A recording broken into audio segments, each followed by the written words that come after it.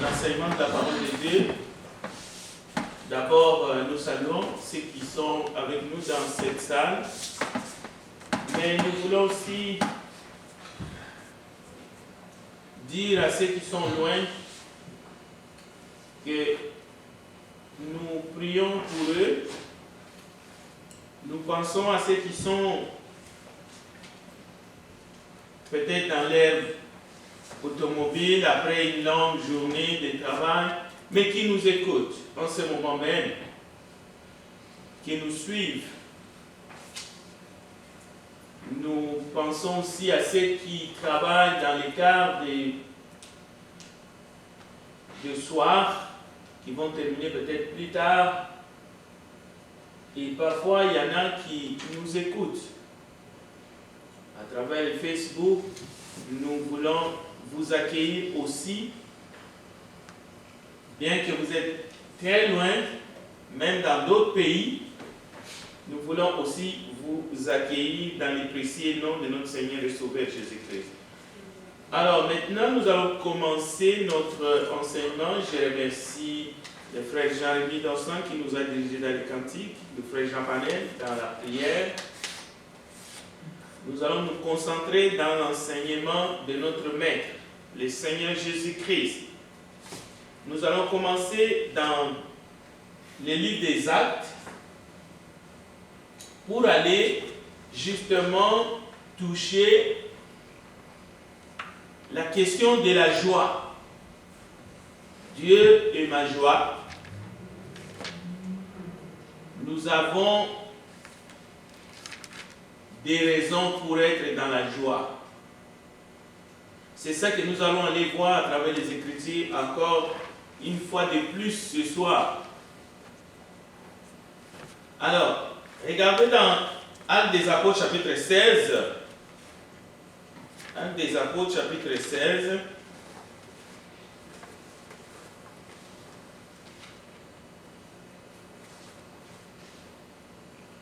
À partir du verset 27.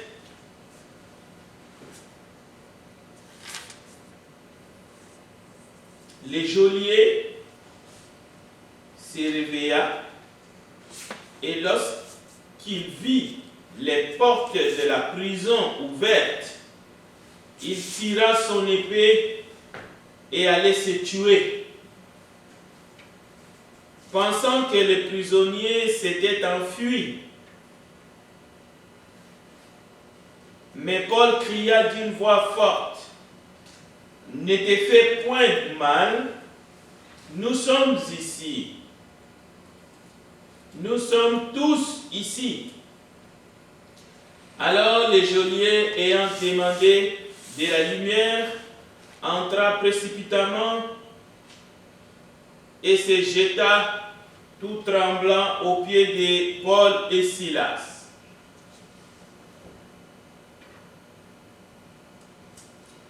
Il les fit sortir et dit, « Seigneur, que faut-il que je fasse pour être sauvé ?» Paul et Silas répondirent, « Crois au Seigneur Jésus et tu seras sauvé, toi et ta famille. » Et ils lui annoncèrent la parole du Seigneur, ainsi qu'à tous ceux qui étaient dans sa maison. Il les prit avec lui à cette heure même de la nuit. Il lava leurs plaies et aussitôt il fit baptiser lui et tous les siens. Le verset 34, le verset clé. Les ayant conduits dans son logement, il leur servit à manger et il se réjouit avec toute sa famille de ce qu'il avait cru en Dieu.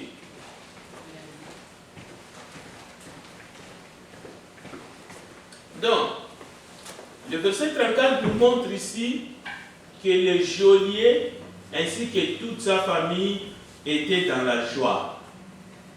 Donc, Dieu était devenu Alors ce n'était pas le cas. Avant qu'il se fasse baptiser, Dieu était devenu leur source de joie. Dieu était alors devenu la raison de leur joie. Toute la famille. Donc, le thème de ce soir, c'est Dieu, ma joie et mon allégresse. Avant d'aller plus loin, je demande à un frère ou une sœur de nous diriger encore dans la prière pour que nous puissions vraiment entrer dans le bain. Alors, cette fois-ci, c'est toujours dans les Actes des Apôtres. Toujours dans les Actes des Apôtres. J'aimerais que quelqu'un puisse nous conduire dans la lecture à partir du verset 36 jusqu'au verset 40. Quel chapitre? Actes des Apôtres, chapitre 8, verset 36 à 40.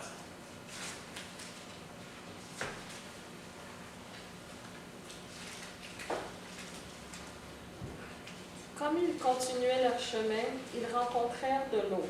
Et l'eunuque dit, « Voici de l'eau. Qu'est-ce qui empêche que je ne sois baptisé? » Philippe dit, « Si tu crois de tout ton cœur, cela est possible. » L'eunuque répondit, « Je crois que Jésus-Christ est le Fils de Dieu. » Il fit arrêter le char. Philippe et l'eunuque descendirent tous deux dans l'eau, et Philippe baptisa l'eunuque. Quand ils furent sortis de l'eau, l'Esprit du Seigneur enleva Philippe, et l'eunuque ne le vit plus. Tandis que joyeux, il poursuivait sa route, Philippe se trouva dans Azote, d'où il allait jusqu'à Césarée, en évangélisant toutes les villes par lesquelles il passait. Merci pour la lecture. Alors, nous venons d'entendre encore ici un autre cri de joie, un autre sujet de joie, une autre personne. Cette fois-ci, il s'agit d'un individu, mais pas le moindre. C'est quelqu'un qui a un travail, en tout cas un travail assez important, parce qu'il travaille avec la reine de l'Éthiopie. Donc c'est un intendant, on peut dire c'est un comptable, on peut dire c'est un homme important, mais qui revenait de Jérusalem et qui était à la recherche. Alors l'eunuque éthiopien, il raconte à Philippe la suite de l'entretien avec Philippe, fait que il voit l'eau, il demande de se faire baptiser, et après l'explication de Philippe, évidemment, les deux descendirent dans l'eau, ils firent baptiser, et la parole nous confirme que tout joyeux, alors ce n'était pas le cas, c'était quelqu'un qui cherchait, qui tâtonnait, qui voulait savoir, qui voulait découvrir, qui voulait connaître le Dieu des cieux. Mais une fois descendu dans l'eau, ils furent baptisés, il est tout joyeux. Et on peut se demander pourquoi il est tout joyeux. Mais quelque chose s'est passé dans sa vie. Comme pour la famille que nous venons de voir dans Actes chapitre 16, la famille de Joly. De la même façon, quelque chose s'est passé dans la vie de cette famille, de tous les membres de la famille. Cela signifie que leurs péchés ont été lavés par le sang de Jésus-Christ. Ils ont trouvé une raison d'être joyeux. Mais c'est une joie immense. Alors, l'eunuque éthiopien, il poursuit son chemin, mais tout joyeux. Dieu est alors devenu la raison de la joie de l'eunuque éthiopien. Avant cela, avant son baptême, l'eunuque éthiopien avait des petites raisons moins grandes, peut-être sa vie, son emploi, peut-être qu'il était marié, ses enfants, toutes ces choses-là lui donnaient une certaine joie, mais pas comme celle-ci. qu'il vient de découvrir. Non, cette joie est sans égale. Cette joie, c'est une joie qui remplit son cœur jusqu'au-delà. C'est une joie qui remplit son cœur et qui déborde. C'est pour cela qu'il est écrit « tout joyeux ». Il pousse. Et c'est une joie qu'il est capable de les communiquer aux autres. Cette joie-là. La joie d'être pardonné, la joie de devenir enfant de Dieu, la joie de connaître intimement le Dieu des cieux, le véritable, la joie de connaître le Christ. C'est cette joie que notre cœur aspire. C'est cette joie que tout homme ici-bas a vraiment besoin. Alors Dieu est ma joie, Dieu est mon allégresse. Nous allons essayer de regarder ensemble qu'est-ce que cela donne dans la vie d'une personne qui est transformée par la puissance du Saint-Esprit. Une personne qui est touchée, mais qui est lavée de ses péchés. Une personne qui est justifiée, qui n'est plus sous la condamnation, mais qui est délivrée, qui est passée de la mort à la vie. Donc, le thème de la joie dans la vie de chaque être humain a une place capitale. Il faut connaître cette joie et parfois on n'est même pas capable de l'exprimer. Nous allons voir aujourd'hui qu'il y a joie et joie. Il y a la joie qu'on peut expliquer. Oui. Il y a une joie qu'on peut décrire. C'est-à-dire qu'on peut dire, voici pourquoi je me réjouis. Voici pourquoi je suis dans la joie. Mais il y a une joie inexplicable. C'est de cette joie-là, une joie indescriptible. Une joie qui ne nous quitte, qui ne nous quittera plus jamais. Une joie que personne ne peut nous ravir. C'est ça l'allégresse. C'est ça véritablement ce dont nous avons besoin. Alors, Dieu est ma joie et mon allégresse. Quand nous avons besoin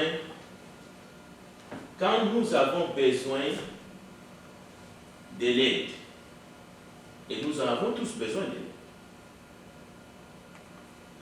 Même lorsque Dieu a créé Adam, il a vu qu'Adam avait besoin d'aide. Il lui a créé un vis-à-vis. Mais le problème, c'est que les deux avaient encore besoin de l'aide.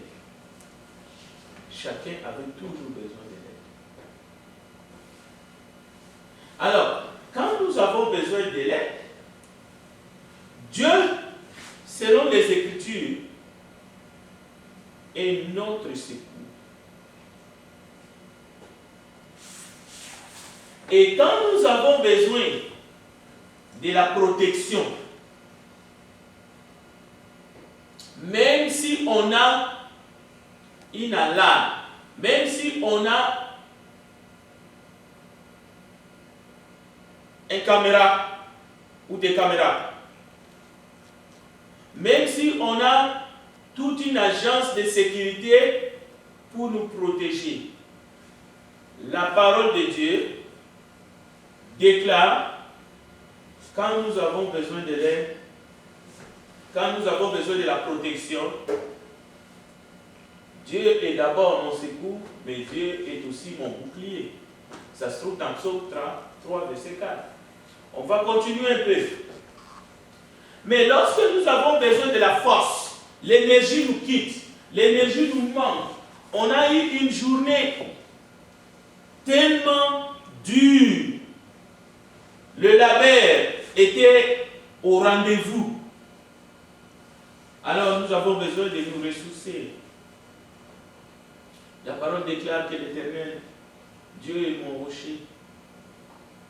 Il est celui qui me fortifie. Mais il peut arriver dans la vie d'un être humain, comme dans la vie de l'eunuque éthiopien que nous venons de voir, ou la vie du geôlier de Philippe, ainsi que les membres de sa famille. Il y a des situations où nous avons besoin d'une direction donnée. Quelle décision faut-il prendre? Où il y a un problème qui pèse sur nos épaules. Oui, on peut penser peut-être à une boussole si on est perdu dans une grande forêt équatoriale. Mais la parole de Dieu nous enseigne, lorsque nous avons besoin de l'aide, lorsque nous avons besoin d'une direction donnée, Dieu est notre guide. Et on peut encore continuer. Ce n'est pas fini. Il arrive à un moment donné de la vie où nous avons besoin d'un abri. Qu'on soit seul ou accompagné, ou qu'on soit en groupe, qu'on soit dans une bande, il peut arriver un moment donné où toute la bande cherche un meneur. Mais même le meneur vous rétorque, il ne faut pas compter sur moi. Même à la guerre, il y a des chefs, des commandants des pelotons, à un moment donné, ils peuvent lancer un cri sauf qui paie. Cela veut dire, ne comptez plus sur les ordres qui viennent de moi. Mais la parole nous dit, l'Éternel est ma forteresse, c'est un abri sûr. Et lorsque nous avons besoin de la joie véritable, parce qu'il y a des types de joie qui sont parfois éphémères, et c'est là, dans le psaume 43, et là où j'ai tiré le thème de ce soir, Dieu est ma joie et mon allégresse. Donc, il faut qu'à un moment donné, l'être humain arrive à ce point et qu'il exprime de manière certaine que Dieu est ma joie. C'est ce qui s'est passé dans la vie de l'eunuque éthiopien et dans la vie de geôlier ainsi que les membres de sa famille. Lorsque certaines choses, nos accomplissements ou je ne sais pas moi, des circonstances arrivent à nous procurer une certaine joie. Lorsqu'on n'a pas atteint les niveaux pour dire Dieu est ma joie, cela veut dire qu'on est encore dans le qui cherche. Mais aujourd'hui, Dieu peut être ta joie. Mais est-ce que demain il est toujours ta joie? Est-ce que après-demain il sera toujours ta joie? Est-ce que dans telle ou telle autre circonstance, Dieu demeurera toujours ma joie? Oui, il faut qu'il demeure ma joie pour que je puisse me réjouir avec lui lorsque Jésus-Christ reviendra. Éternellement. C'est ce que nous allons voir tout à l'heure. D'abord, nous allons décrire, je l'ai déjà fait, avant notre lecture de ce soir, il y a de la joie dans le Seigneur. Il faut être en Christ pour expérimenter cette joie. Pour vivre dans cette joie, il faut être en Christ. Être en Christ, cela veut dire que nous avons, à un moment donné, compris que nous sommes pécheurs, perdus, à cause de nos péchés, et que nous avons accepté cette grâce qui nous a été offerte par Dieu. Alors, par sa grâce et à travers l'œuvre de Golgotha, par son sang, nous avons été lavés et nous sommes maintenant en Christ. C'est là que cette joie immense, comme une sorte de manteau mais lourd, vient nous couvrir. Et nous sommes à l'abri. D'abord à l'abri de la condamnation, à l'abri de tout jugement. Il n'y a plus de condamnation pour ceux qui sont en Jésus-Christ, mais aussi à l'abri de la perdition éternelle, parce que le salaire du péché, c'est la mort. Mais le don gratuit de Dieu, c'est la vie éternelle en Jésus-Christ. Donc, c'est un sujet de joie immense. C'est pour cela, l'eunuque éthiopien poursuit son chemin toujours. les geôliers de Philippe et sa famille, tout joyeux, parce qu'ils vont commencer une nouvelle vie en Christ, lavés de leurs péchés. Mais encore plus, parce que les dons que Dieu nous offre, c'est un don parfait. Et ces dons, c'est Jésus-Christ. Les dons parfaits que Dieu a donnés comme cadeau à l'humanité, Jésus-Christ. Voilà l'aspiration profonde de chaque cœur. Les désirs profonds de l'être humain, c'est ça. Ce que ton cœur désire le plus au monde, c'est la vie éternelle, mais qui est en Jésus-Christ? Rien d'autre. N'importe quelle chose que tu peux désirer, ça peut être le mariage, ça peut être les enfants, ça peut être une promotion. Lorsque vous allez atteindre, vous allez commencer à désirer d'autres choses. Mais ce que le cœur désire le plus au monde, David l'a dit, et tous les êtres humains diront la même chose, ces jours-là, c'est la vie éternelle qui est en Jésus-Christ. Au fait, c'est Dieu. Dieu est ma joie. Il n'y a rien qui peut me donner de la joie comme lui. C'est lui qui est ma joie, en fait. Pourquoi? Parce que cette grâce que Dieu nous donne, c'est une grâce excellente. Il n'y a rien d'autre qui peut surpasser la grâce que Dieu nous donne en Jésus. Encore une fois, ce n'est pas parce que le salut, les dons gratuits, les dons est gratuit, que ce don est moins cher. Non, Dieu a payé. Il a payé. Ce n'est pas parce que c'est un cadeau que ça ne coûte rien. Non, ça a coûté. Ça a coûté. D'ailleurs, le prix de ce don, les termes bibliques, c'est inestimable. Inestimable.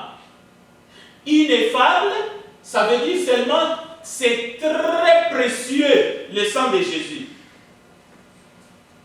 Tout cela, c'est pour que nous comprenions pourquoi est-ce que nous sommes dans la joie. Pourquoi est-ce que ça me procure autant de joie? Imaginez quelqu'un a une pierre précieuse, que ce soit en diamant ou en or, ou je ne sais pas moi. Mais les prix de la pierre que vous avez peut-être chez vous, vous apportera plus de joie aussi longtemps que ce prix sera plus grand. Mais ici, nous faisons face d'un don qui est inestimable.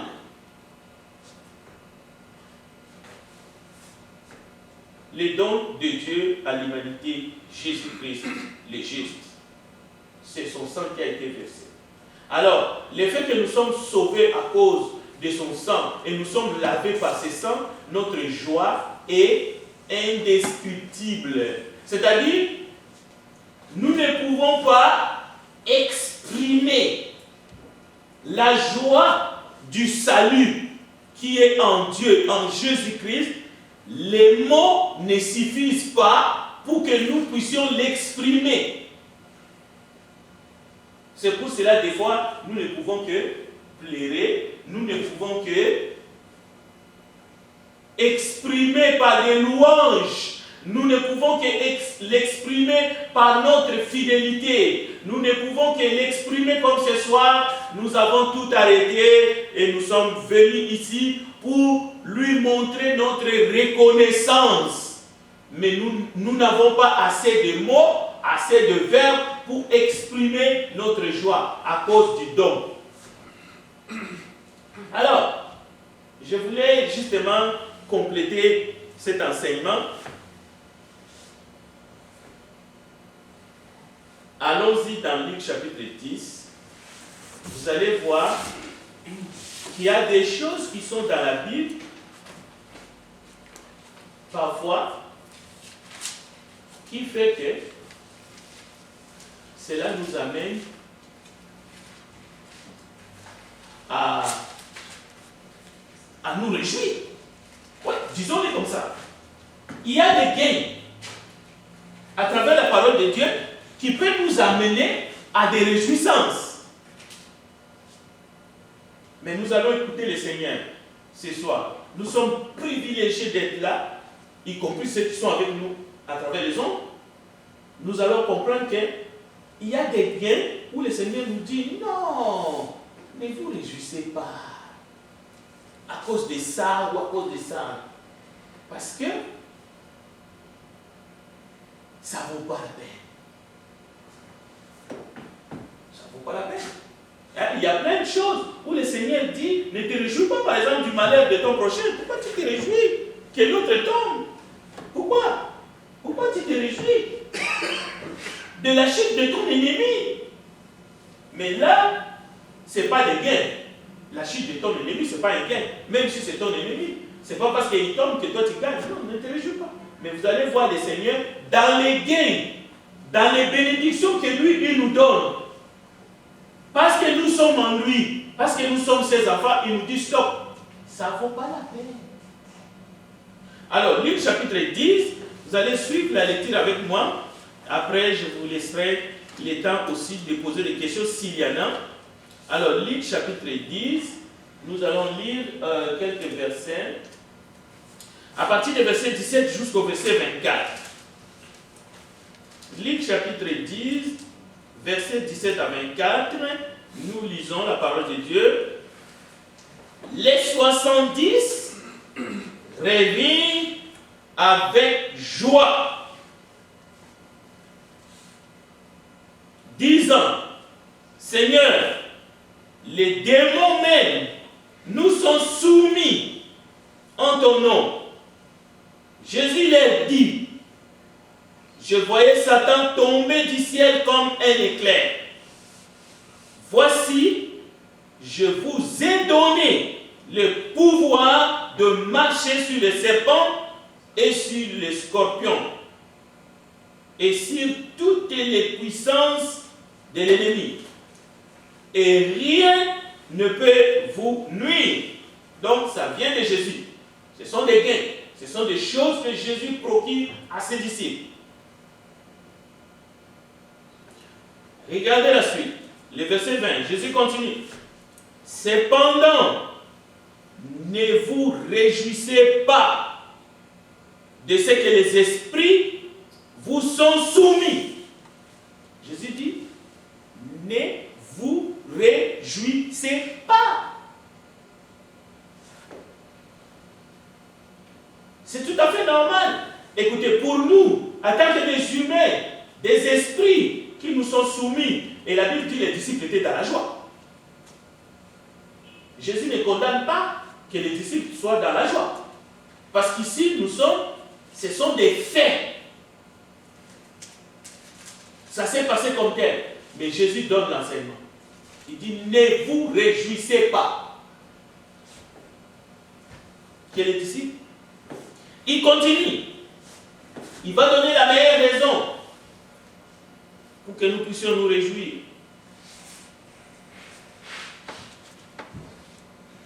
Il dit,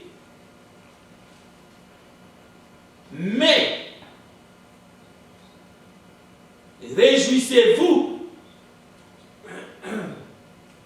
de ce que vos noms sont écrits dans les cieux.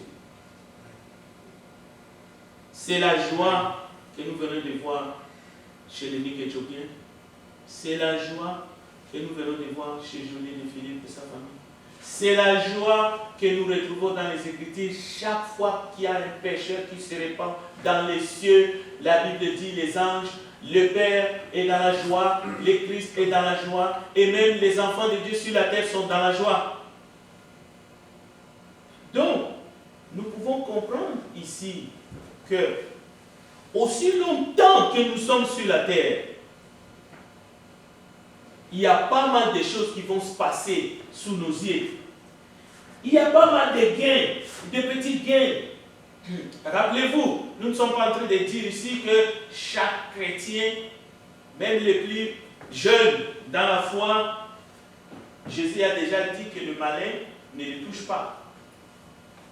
À moins que toi-même tu ouvres la porte. Mais quand même, dans Jean chapitre 1, si vous regardez vers le verset 12, la Bible dit, à tous ceux qui l'ont reçu, il leur a donné le pouvoir de devenir enfants de Dieu. Il est question de pouvoir. Et dans ce monde, il est beaucoup question de pouvoir. Toutes sortes. C'est pas mauvais. Jusqu'à ce que cela ne nous amène pas à nous enorgueillir. Parce que si Dieu nous donne le pouvoir, il n'y a aucun mal. Non, c'est là. Seulement, Jésus dit, au fait, ne vous réjouissez pas. Peut-être, en disant ne vous réjouissez pas, le Seigneur voulait peut-être dire aux disciples, ne vous enorgueillissez pas. En fait, ce n'est pas la bonne raison. La meilleure raison, c'est votre nom est écrit dans le livre de vie dans le ciel. Cela veut dire, pour cette raison-là, si vous êtes conscient de cela, ben, réjouissez-vous, quelles que soient les circonstances, quel que soit ce que vous voyez peut-être de négatif dans votre vie, ou peut-être autour de vous. Mais si vous savez, comme l'énigme éthiopien, que vous avez franchi, vous avez reçu la grâce de Dieu non méritée, réjouissez-vous pour cela. Réjouissez-vous pour cela. Et d'ailleurs, votre joie va aller en s'amplifiant. Parce que nous nous réjouissons maintenant. Mais lorsqu'il sera de retour et que nous serons avec lui pour l'éternité, nous allons nous réjouir encore. Donc, le sujet de la joie, chers frères et sœurs, c'est vraiment un grand sujet. Et n'oubliez pas que nous ne nous limitons pas seulement à nous réjouir. C'est une joie contagieuse. C'est ça qui nous projette dans l'évangélisation, dans le salut des âmes. Parce que lorsque vous êtes tellement joyeux, les gens autour de vous seront contaminés. Et parce que cette joie, c'est la joie du salut, alors vous allez communiquer avec eux ce salut-là, la raison de ce salut-là, pour que vous puissiez vous réjouir. Comme les bergers, en écoutant la bonne nouvelle, les anges sont venus, les anges et le berger, ensemble, ils ont commencé à louer Dieu. Alléluia! Gloire à Dieu dans les cieux, dans les lieux très hauts. C'est ça l'évangélisation. Il y a plus de bonheur à donner qu'à recevoir. Et ça peut continuer. Qu'il est beau, les pieux de ceux qui annoncent la bonne nouvelle. Et on retrouve en conclusion cette joie dans la parabole de Jésus. Voyez, le berger, il met avec joie sur ses épaules la brebis qui était perdue. Et pourtant, lorsqu'on met une brebis sur les épaules, on sait que le dos doit recevoir des décharges. Parce que la brebis, ça fait des livres et des kilogrammes. Mais il va avec cette brebis qui était perdue jusque chez lui. Il rassemble ses voisins. Il dit, venez, réjouissons-nous. Réjouissez-vous avec moi. C'est ça l'évangélisation.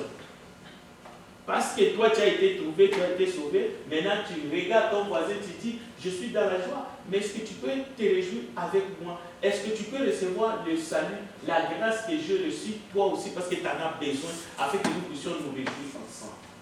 Et dans le ciel, il y aura plus de joie dans le ciel, plus. C'est ce que nous venons de voir. Il y aura plus encore dans le ciel pour un seul pécheur qui se réforme. au moment du baptême, mais aussi au retour de Jésus, il y aura toujours plus de joie dans le ciel pour un seul pécheur qui sera. Et sur ces versets, je voulais terminer en disant, souvent, nous faisons comme Paul. C'est pas mauvais. Paul disait, si je pouvais me perdre moi, pour que mes frères juifs qui sont dans l'incrédulité acceptent de se convertir en masse, que je me perde moi, mais que eux, il dit si cela était possible. Il ne dit pas qu'il allait le faire parce que c'est dans les impossibilités. Ça ne se fera jamais. La preuve, c'est que le Christ lui-même, il n'a pas dit je vais me perdre pour sauver l'humanité. Non.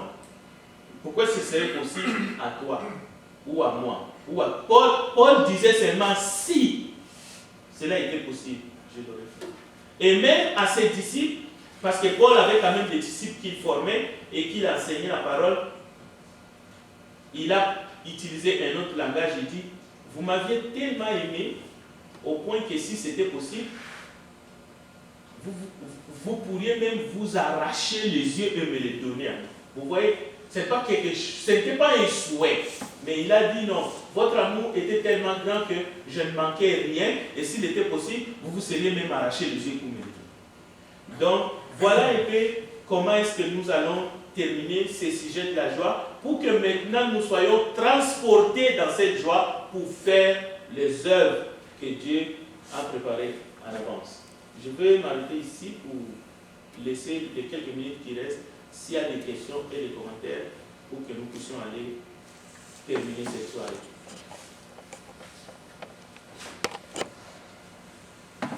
J'ai un commentaire.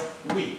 Juste à dire que si on serait capable d'exprimer cette joie, je crois qu'il y aurait beaucoup plus de convertis. Mais comme la Bible dit que Dieu a caché ces choses aux sages, aux intelligents, c'est-à-dire que même par la sagesse ou l'intelligence humaine, c'est impossible d'exprimer cette joie qu'on ressent. Des fois, on aimerait exprimer cette joie, mais on ne trouve pas des mots, on ne trouve pas une façon avec la sagesse humaine d'expliquer cela. Ouais, c'est comme tu as dit que c'est une joie inestimable. Oui, inexprimable. C'est pour ça qu'il y a un texte qui me vient à l'esprit qui dit si vous avez goûté que le Seigneur est bon, attachez-vous. Vous savez ce texte-là? Cela veut dire, d'après le commentaire que vous faites, nous pouvons annoncer l'évangile. Nous pouvons, oui, annoncer la bonne nouvelle. Mais cette joie-là, ça se goûte seulement à la personne qui ouvre son cœur et accepte de recevoir cette grâce. Là, il va goûter cette joie-là. Mais juste en exprimant ce que nous ressentons, c'est vrai que c'est parfois les mots, oui, les mots nous manquent. On ne peut pas.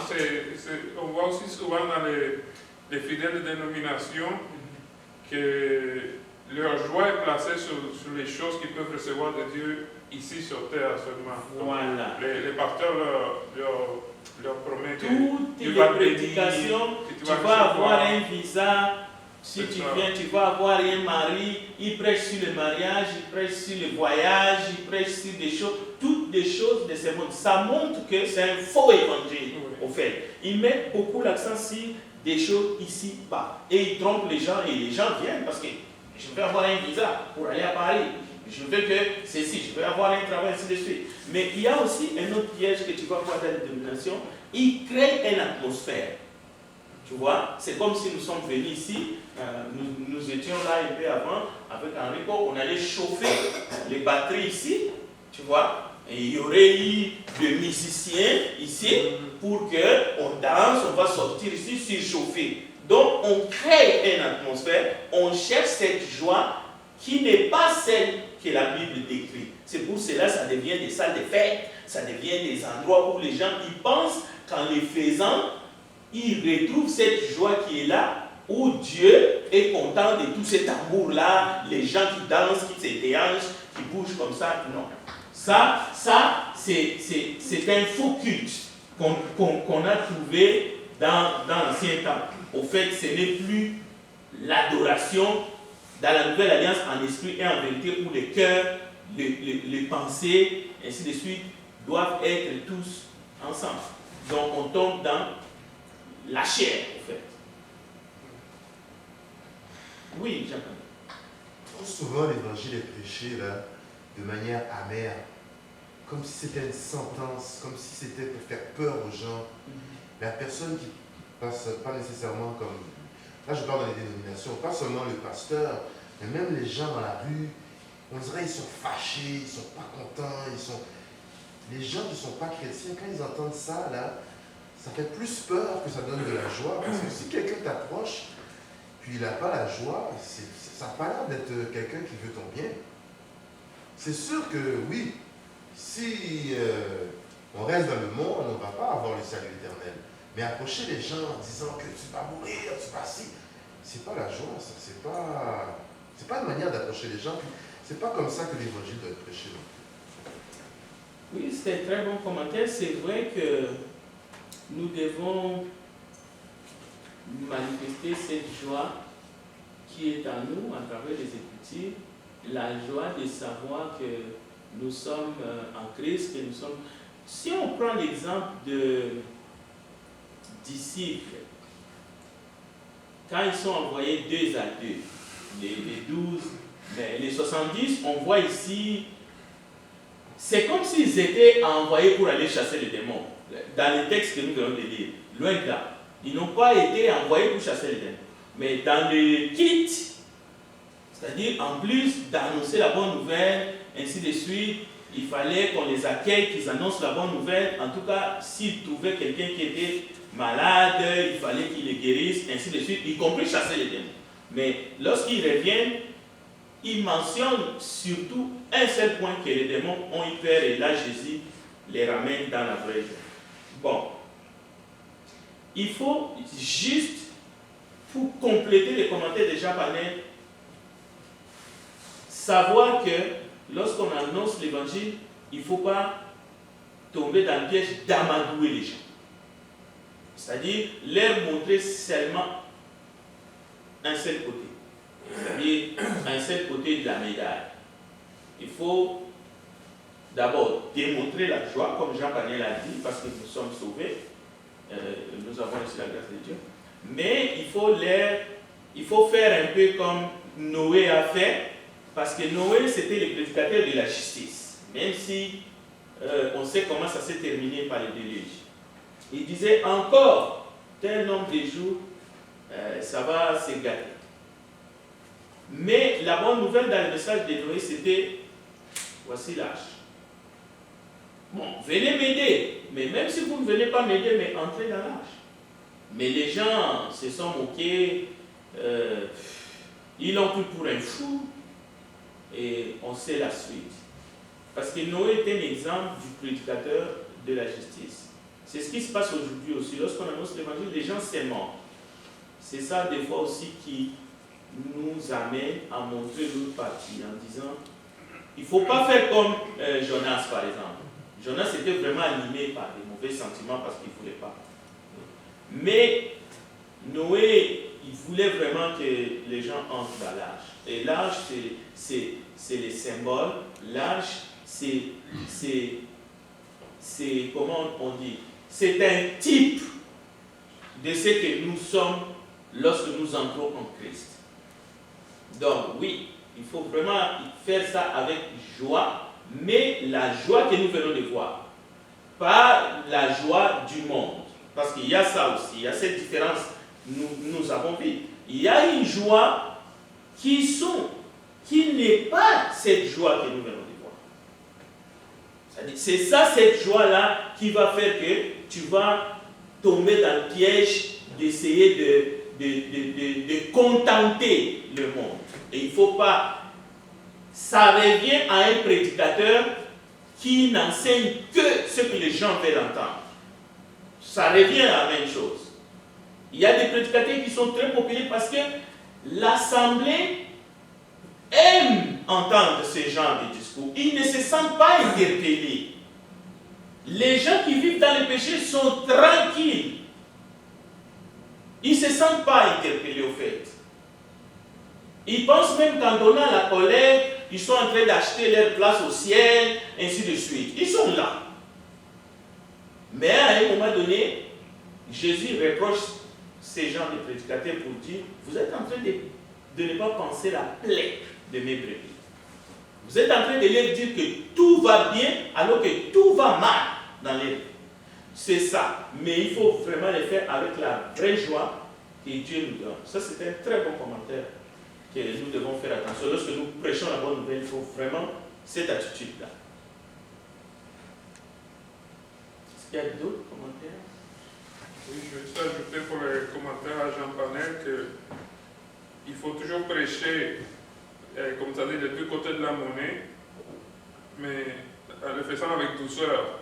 Oui. C'est-à-dire pas essayer de faire peur aux gens, mais il faut, pour qu'ils comprennent la bonne nouvelle, ils doivent comprendre la mauvaise dans l'état qu'ils sont. Donc il faut leur dire quel est l'état qu'ils sont, puis quelle est la conséquence s'ils restent dans cet état. Oui. Et puis la douceur, vraiment, qui est répétée souvent dans la Bible, c'est une douceur qui est le contraire d'un esprit sectaire. Parce que l'esprit sectaire, c'est un esprit qui oblige, exige que les gens mettent en pratique la vérité dans leur vie. C'est le contraire de tout ce que Jésus enseigne. Jésus pouvait enseigner avec douceur et sévérité, les deux en même temps, et souvent il était sévère envers les gens qui étaient hypocrites, et même parmi les disciples, mais il montrait un amour inconditionnel aux pécheurs et attirait les pécheurs pour qu'ils puissent recevoir la grâce de Dieu. Maintenant, la douceur, c'est de laisser aussi à la personne de choisir d'appliquer la parole dans sa vie.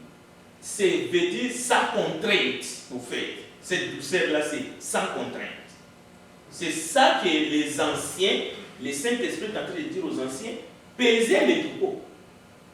Pesez les troupeaux, c'est-à-dire arrangez-les, travaillez-les, enseignez-les, rappelez-les ce qui est juste, mais ne les faites pas avec contrainte. C'est ça que ça veut dire avec douceur.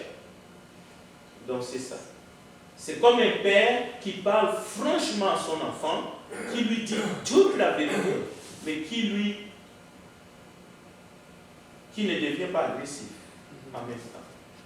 Mais par contre, si tu commences à dire des demi-vérités à l'enfant, si tu commences à jouer le jeu de chat et souris avec ton enfant, c'est que tu ne l'aimes pas. C'est-à-dire tu commences à lui dire que c'est peut-être bien, c'est pas pire, tu vas apprendre par tes erreurs. Non. Moi, je ne pense pas qu'un parent peut dire à son enfant qu'il faut qu'il apprenne de ses erreurs. Il faut dire, montrer à l'enfant la voie.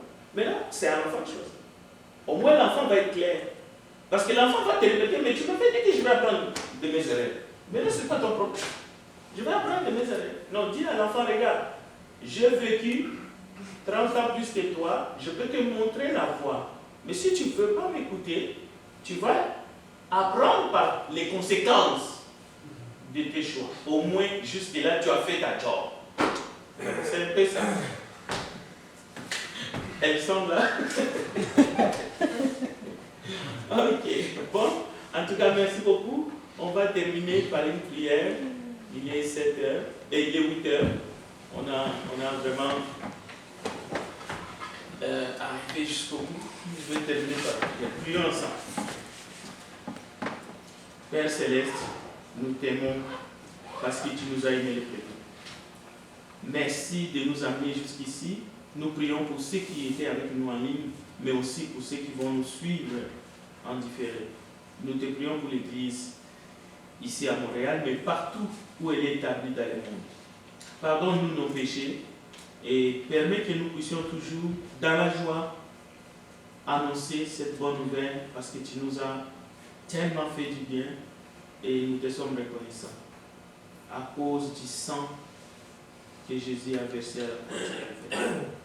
Glorifie ton nom au milieu de ton peuple.